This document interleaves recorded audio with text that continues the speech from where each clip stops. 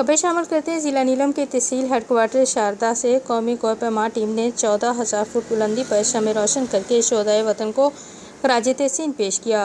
कोह पैमा team ने माहिनारता आज़ाद कश्मीर की बुलंद तरीन चोटी पर गुज़श्ता रात पाकिस्तान और कश्मीर के लिए जानों की कुर्बानियाँ देने वाले शोहदा की अज़मत को सलाम पेश किया।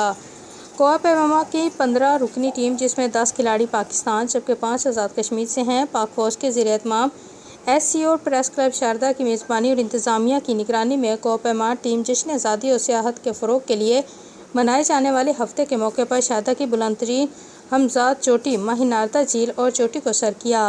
इस मौके पर टीम ने शोहदा को सलाम पेश करने के लिए शमे रोशन की। टीम के अमीर साकिबुर रहमान और रहबर सदर प्रेस क्लब सरदार औरंगज़ेब हैं।